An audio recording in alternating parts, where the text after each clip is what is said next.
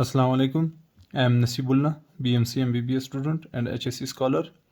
देखिए, आज के इस वीडियो लेक्चर में हम वर्बल रीजनिंग के हवाले से डिस्कस करेंगे, क्योंकि हमने तो मैथमेटिक्स का पूरा सेशन स्टार्टअप लिया था। उसमें हमने स्टार्ट में इंट्रोडक्टरी लेक्चर, फिर उसके बाद वन बाय वन तमाम चीज़ों को हमने डिस्कस किया था।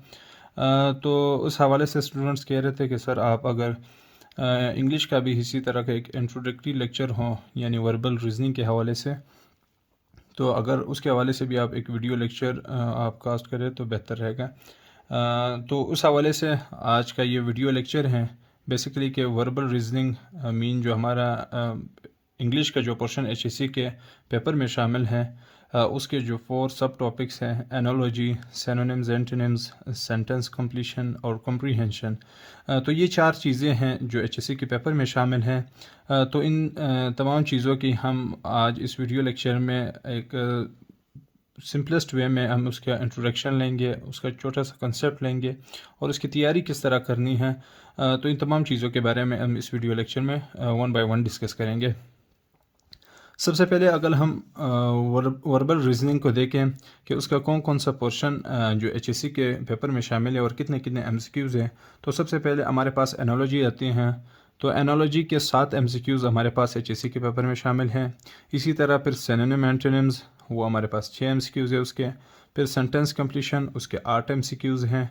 और उसके बाद कॉम्प्रीहेंशन, उसके 5 एमसीक्यूज़ हमारे पास एचएससी के पेपर में शामिल हैं।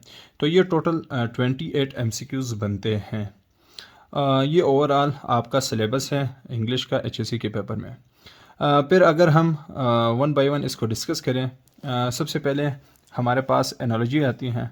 अब एनालॉजी किस तरह आते हैं और इसके क्वेश्चंस एचएससी के पेपर में किस तरह के होते हैं और उसको सॉल्व किस तरह करते हैं।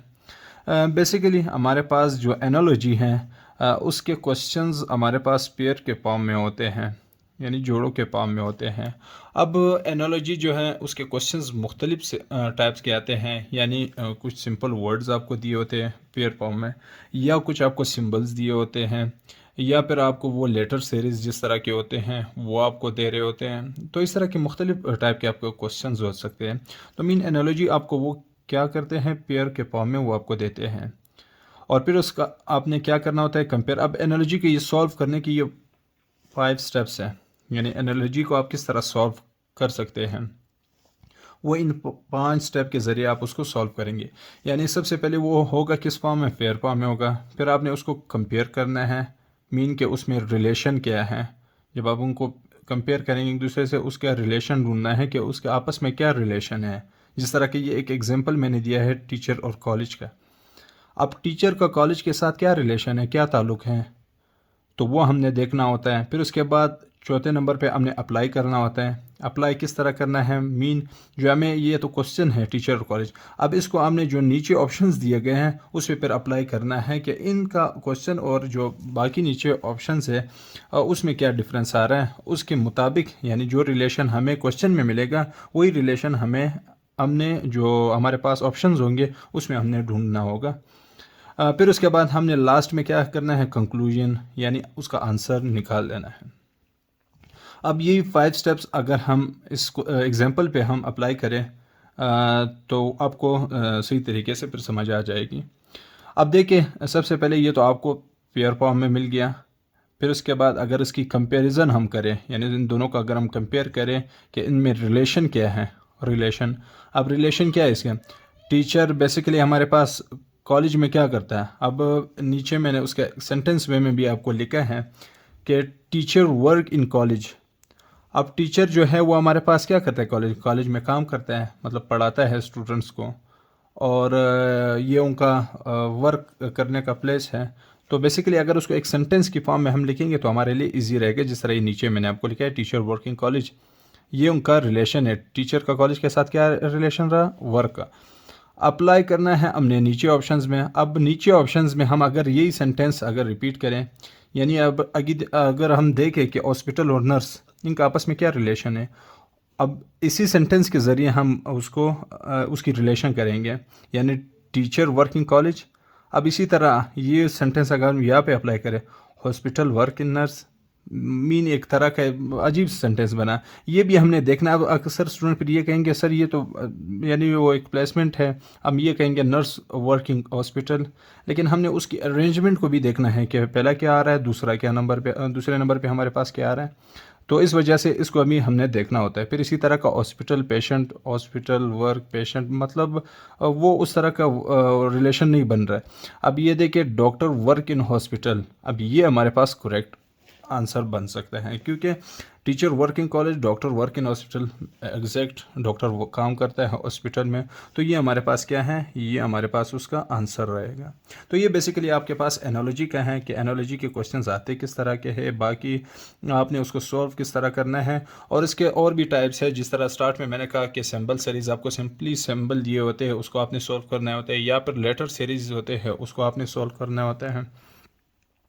बाकी आप जितना भी इसका प्रैक्टिस करेंगे, आप मुख्तलिफ जो यूसेट के बुक्स हैं और आपको मुख्तलिफ इसके क्वेश्चंस आपको मिलेंगे। बाकी मैंने नोट्स इन तमाम जितने भी टॉपिक्स हैं, आगे भी जो हम सिनोनिम एंटोनिम्स बाकी जितने भी हैं, इनके सब के रूल्स, इनके प्रैक्टिस क्वेश्चन, वो तमाम मैंने अपने नोट्स में भी मेंशन किए हैं।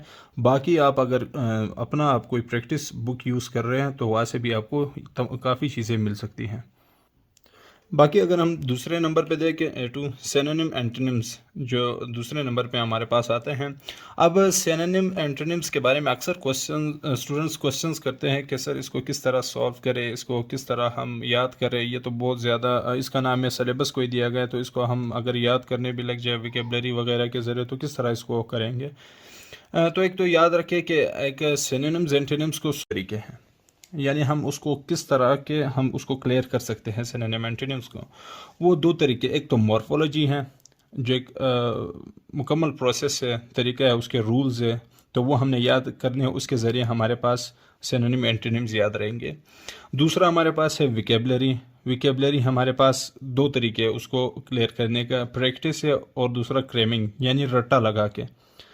तो उसको अगर हम प्रैक्टिस और क्रेमिंग के ज़रिए अभी अगर हम बैठ जाए, हमारे पास तो वैसे भी तकरीबन 1 वीक रह गया एग्जामिनेशन में, तो इतने कम टाइम में तो क्रेमिंग तो हो ही नहीं सकता रट्टा, क्योंकि डिक्शनरी अगर आप उठाएंगे तो हज़ारों की तादाद में आपको विकेब मौजूद हैं, और ना कोई आपको उन्होंने मखसूस कोई सिलेबस दिया कि इनमें से आपका आना है।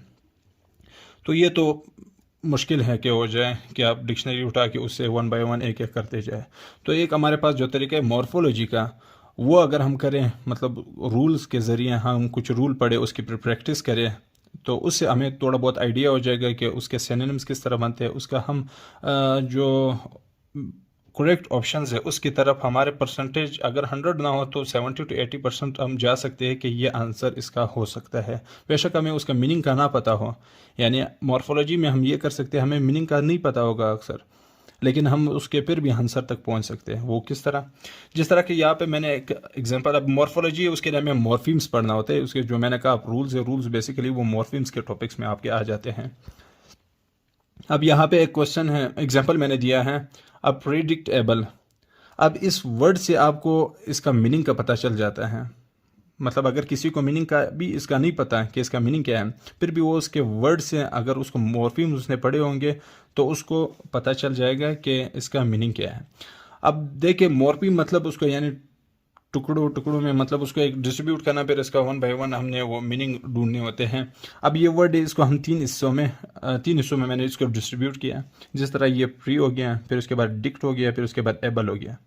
अब 1 बाय 1 अगर हम इसकी मीनिंग देखें तो हमें कलेक्टिवली पूरे वर्ड्स का मीनिंग का पता चल जाएगा। जिस तरह ये प्री है, अब प्री का मतलब है बिफोर, और इसके बाद डिक्ट, डिक्ट मतलब स्पीक आर से, इंग्लिश में इसका मीनिंग क्या है, स्पीकिंग यार से। और एबल, एबल मतलब क्वालिटी, कोई क्वालिटी होना। अब अगर आप सिंपली देखें बिफोर स्पीक और से क्वालिटी, यानी before speaking quality, before speaking quality अगर हम जहन में दोहराएं तो हमारे पास ये जहन में आता है कि यानी बात अगर किसी ने किसी चीज़ के बारे में बात नहीं की है, उससे पहले कोई कह देता है कि इस तरह का होना है, तो ये हमारे पास जहन में आ जाए, यानी पेशन गोई। अब इसका मीनिंग हमारे पास अगर हमें पता भी नहीं था, लेकिन हमें पता चल जाता है इसके वर्ड से, यानी पेशन गोई, प्रिडिक्टेबल पेशन गोई। तो इस तरह के आपको वर्ड्स आते हैं, उसको आपने टुकड़ों में डिस्ट्रीब्यूट करना होता है, पार्ट्स में डिस्ट्रीब्यूट करना, फिर उसका आपने 1 बाय 1 मीनिंग आपको हर एक, ये तमाम जितने भी वर्ड्स हैं आपको ख़ुद ब खुद जितना आप प्रैक्टिस करेंगे आपको पता चल जाएगा कि वाकई ये वर्ड्स किस तरह बने थे, क्योंकि इंग्लिश का जो लैंग्वेज है या इंग्लिश के जितने भी वर्ड्स हैं वो ज़ाहिरी बात है वो इस तरह के नहीं बने होते, वो इसी तरह के तमाम जितने भी पार्ट्स होते हैं जिसके पहले से कुछ मीनिंग्स होते हैं उनको मिला के उन्होंने एक वर्ड्स बनाना होता है। फिर उसके बाद हमारे पास दूसरे नंबर पे ये जो मैंने 4 नेम्स आपके सामने लिखे हुए हैं, तो कुछ आप इस तरह के भी आपको उसका आंसर निकाल सकते हैं। मीन किस तरह के वो वर्ड्स जो आपको दिया गए सिनोनिम्स में या एंटोनिम्स में, एंटोनिम या उसका सिनोनिम आपने निकालना है या सिनोनिम्स है उसका आपने एंटोनिम करना है। तो वो वर्ड्स है, वो नाउन है आपके पास, वो एडजेक्टिव है, वो वर्ब है, वो एडवर्ब है, वो क्या है आपके पास। तो जब आपको ये पता चल जाएगा तो आप ऑटोमेटिकली आप क्या करेंगे, आप उसका वर्ड्स का आप उसका सिनोनिम्स या एंटोनिम्स आप खुद ब खुद निकाल सकते हैं, क्योंकि अगर वो नाउन है तो उसका जो एंटोनिम्स होगा वो भी नाउन होगा, अगर वो एडजेक्टिव तो उसका एंटोनिम्स भी एडजेक्टिव होगा। तो इसी तरह बाकी वर्ब एडवर्ब।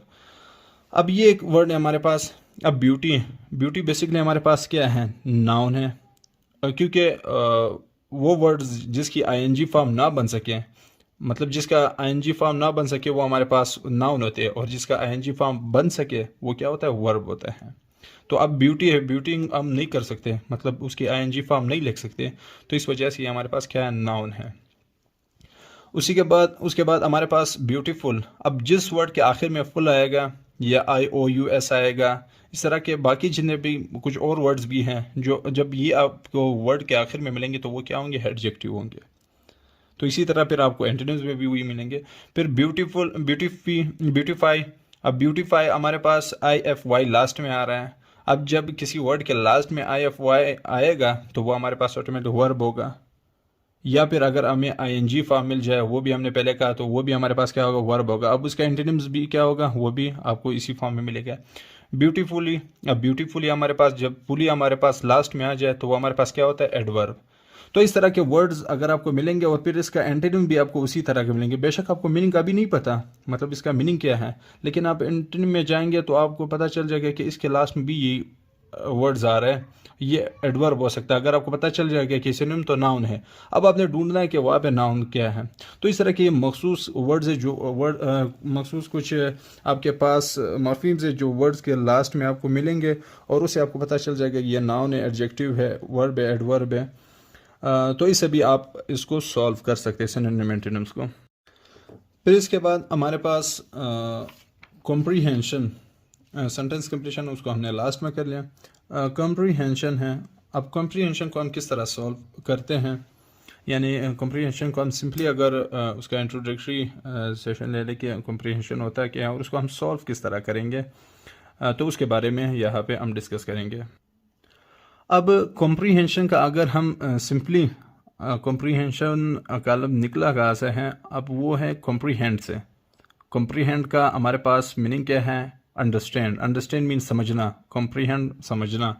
तो कॉम्प्रीहेंशन का मतलब हमारे पास है समझना। जो भी हमें कोई उन्होंने पैरा दिया होगा, हमने उसको क्या करना है, समझना है। उसके बाद उसके हमने जो भी अगर MCQs फॉर्म है, क्वेश्चन आंसर फॉर्म है, तो उसको हमने डिकोड कर देना है। तो बेसिकली हमारे पास कॉम्प्रीहेंशन वर्ड निकला है। कॉम्प्रीहेंड से उसका मतलब अंडरस्टैंड, डिकोड। अब कॉम्प्रीहेंशन में हमारे पास बेसिकली दो चीज़ें होती हैं, एक एक्सप्लिसिट होता है और एक इम्प्लिसिट। अब ये दो वर्ड्स हमारे पास क्या हैं। अब कॉम्प्रीहेंशन जब हम सॉल्व करते हैं तो इन दो चीज़ों का हम देखते हैं। एक्सप्लिसिट मीन आउटसाइड, विजिबल और डायरेक्ट। मीन वो चीज़ें जो हमें कॉम्प्रीहेंशन में बताया गया हो, मतलब अगर कोई हमें पैरा दिया हो, अब वो चीज़ें उसमें मौजूद हैं और वो चीज़ हमें जाके हमारे से MCQs फॉर्म में या फिर क्वेश्चन में वो पूछते हैं।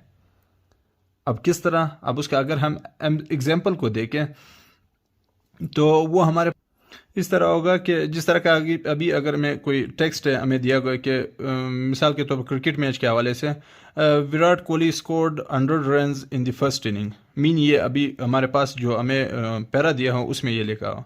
अब एक्सप्लिसिट हमारे पास क्या होगा, अभी अगर क्वेश्चन में पूछा कि विराट कोहली स्कोर्ड, अब हमें पता है कि उधर उन्होंने हमें बताया कि कितने 100 रन्स किया, तो हम कहेंगे 100 रन्स। इसी तरह का अगर हमें दिया कि the India cricket team won the match या the Pakistan cricket team won the match by 50 runs, तो हमें अभी बताया गया है कि उसने 50 रन से उधर एक्सप्लिसिट यानी कॉम्प्रिहेंशन में उन्होंने हमें क्या बताया, जो पैरा है उन्होंने उसमें हमें उन्होंने क्या बताया कि पाकिस्तान ने 50 रन से जीत लिया। अब देखिए उसमें अब अभी उन्होंने हमें एमसीक्यूज़ में किस तरह देना होता है कि पाकिस्तान के है पाकिस्तान वन द मैच या पाकिस्तान यानी पाकिस्तान ने मैच जीत लिया, पाकिस्तान ने हार लिया। तो उसमें हमें पता है कि अगर उधर तो दिया था कि पाकिस्तान ने 50 रन से जीत लिया, तो इधर भी हमें पता चल जाए कि जी हाँ पाकिस्तान ने तो won the match, Pakistan match जीत गया है। तो ये हमें पैरा में उन्होंने दिया था, मतलब पैरा में मौजूद था ये चीज़। तो इस तरह की चीज़ों को क्या कहेंगे, एक्सप्लिसिट, यानी जो हमें ज़ाहिर होंगे, जो हमें दिखाई दे रहे होंगे, वो क्या है, वो एक्सप्लिसिट। फिर इसी तरह का अगर हम इम्प्लिसिट को देखें, अब इम्प्लिसिट क्या है, तो उसका मीनिंग हमारे पास है इनसाइड या हिडन यानी छुपी हुई। इनडायरेक्ट, इनडायरेक्ट मीन हमें डायरेक्ट वो नज़र नहीं आ रहा होता, वहाँ पे लिखा नहीं होता है डायरेक्ट, हमने इनडायरेक्ट उसको जांचना होता है। मीन उसका to read between the lines, छुपी हुई बात को लिखना, इसका मतलब ये है। मतलब हमें जो पैराग्राफ दिया होगा, जो पैराग्राफ दिया होगा, वो बेसिकली वहाँ पे हमारे पास मौजूद नहीं होगा, लेकिन ये कि उसको हम इनडायरेक्टली हम उसको जान सकते हैं। हमें पता चल सकता है कि वो क्या कह रहे हैं, उस जो क्वेश्चन उन्होंने पूछा है उसका आंसर क्या हो सकता है। लिखा नहीं होगा पैरा में, लेकिन हमें पता चल सकता है कि क्या उन्होंने लिखा है या क्या इसका आंसर हो सकता है। मिसाल के तौर पर अगर हम इसका एग्जांपल ले लें, अब वो हमें कहता है, मिसाल के तो वही क्रिकेट मैच के हवाले से हमें एक पैरा दिया गया है क्रिकेट मैच के हवाले से, तो उसमें हमें कहा है कि Rohit Sharma was dismissed for a duck in the first over. अब बेसिकली हमें पैराग्राफ में ये टेक्स्ट दिया है। अब उसकी इम्प्लिसिट यानी जो क्वेश्चन वो पूछ रहा होगा, अब वो कहेंगे कि Rohit Sharma had what start, mean poor start, good start, कि किस तरह का उन्होंने स्टार्ट लिया।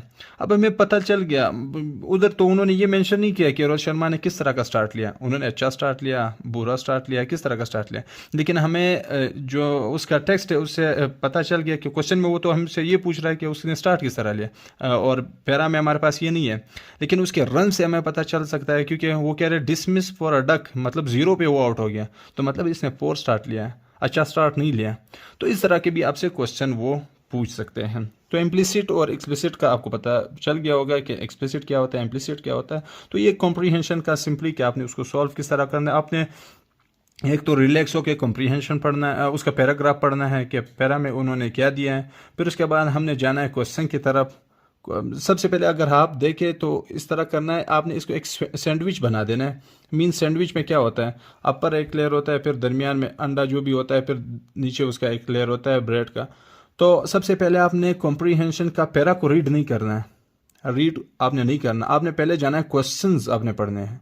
आपने क्वेश्चन पढ़ने, जब आप क्वेश्चन को 100% यानी क्लियरली रिलैक्स होकर आप पढ़ लेते हैं, फिर उसके बाद आपने जाना है पैरा पढ़ना है। जब पैरा आप पढ़ ले, फिर उसके बाद आपने क्वेश्चन की तरफ आ जाना है, क्योंकि जब आप क्वेश्चन पढ़ेंगे स्टार्ट में सबसे पहले, फिर जब आप पैरा की तरफ जाएंगे, तब आपको जब भी आप उस वर्ड्स की तरफ आ जाएंगे जो आपको क्वेश्चन में पूछा होगा, आपका माइंड क्लिक करेगा कि ये वहाँ पे क्वेश्चन पूछा गया, तो उसको आप हल्का सा अंडरलाइन कर ले। फिर इसी तरह दूसरा क्वेश्चन का आंसर भी आपको मिलेगा, फिर तीसरे क्वेश्चन का आंसर, इसी तरह का आप अंडरलाइन करते जाए। फिर जब आप क्वेश्चन की तरफ आ जाएंगे, फिर इजीली आप उसमें से क्या करेंगे, क्वेश्चन का आंसर निकाल सकेंगे। तो एक बेस्ट मेथड है कॉम्प्रीहेंशन का, उसको सॉल्व करने का, कि उसको किस तरह सॉल्व करते हैं। उसके बाद हमारे पास लास्ट जो एक टॉपिक है वो सेंटेंस कंप्लीशन के हवाले से है, और उसके एमसीक्यूज़ भी ज़्यादा होते हैं, 8 एमसीक्यूज़ होते हैं। तो उसके बेसिकली जो हमारे पास क्वेश्चन अक्सर पूछे जाते हैं, वो इन 4 टॉपिक से अक्सर क्वेश्चंस इसके होते हैं। या सब्जेक्ट वर्ब एग्रीमेंट से होता है, या प्रेपोजिशन से होता है, या कंजंक्शनल से होता है, या कंडीशनल सेंटेंसेस जो हमारे पास है तो इनसे होते हैं। अब बेसिकली इनके तो तमाम के रूल्स है, उस रूल्स को आपने पढ़ना होता है, उसके बाद आपकी ये तमाम चीज़ें क्लियर हो जाती हैं। अब जब सब्जेक्ट वर्ब एग्रीमेंट, सिंपली अगर हम उसको कहें, सब्जेक्ट वर्ब का जो आपस में जो रिलेशन है, तो उसको डिस्कस करना, उसके हवाले से जितने भी रूल्स हैं वो मैंने अपने नोट्स में भी मेंशन किया। ये इन चारों को मैंने डिटेल में वहाँ पे मेंशन किया, तो वो आप सिर्फ रीड आउट करेंगे तो आपको उसके बारे में आइडिया हो जाएगा। उसके बाद प्रेपोजिशन, या प्रेपोजिशन के भी 3 टाइप्स होते हैं। अब प्योर प्रेपोजिशन होता है, फिक्स्ड प्रेपोजिशन होता है, और हमारे पास जो प्रेजल वर्ब होते हैं। अब प्योर क्या होता है, उसके लिए आपने रूल्स पढ़ने होते हैं। जब आप रूल्स पढ़ेंगे तो आपको ऑटोमेटिकली प्रेपोजिशन, उन प्रेपोजिशन का पता चल जाएगा कि वो प्रेपोजिशन क्या है, यानी उसके लिए रूल्स चाहिए। फिर उसके बाद हमारे पास है फिक्स्ड, फिक्स्ड वो हैं कि उसके लिए आपको रट्टा लगाना है, यानी कोई वर्ड्स है उसके बाद क्या आना है तो वो रटे वाली चीज़ें है। इसी तरह फिर प्रेजल वर्ब्स है वो प्रेस के साथ आपको आएंगे। तो ये 3 टाइप्स है। फिर इसी तरह कंजंक्शनल्स, अगर कंजंक्शनल्स को हम देखें तो उसमें भी हमारे पास कोऑर्डिनेटिंग कंजंक्शन, कोरिलेटिव कंजंक्शन और फिर उसके बाद सबऑर्डिनेटिंग कंजंक्शन। तो फिर ये 3 टाइप्स बनते हैं, फिर उसके रूल्स होते हैं, तो वो अपने 1 बाय 1 आप जाके वहाँ नोट्स पे देख सकते हैं। कंडीशनल सेंटेंसेस, कंडीशनल में first condition, second condition, third condition, तो ये हमारे पास कुछ सेंटेंसेस हैं। तो ये बेसिकली आपके पास एक ओवरव्यू था इंग्लिश के हवाले से, जो HSC के हवाले से बहुत ज़्यादा इम्पोर्टेंट है। तो उसका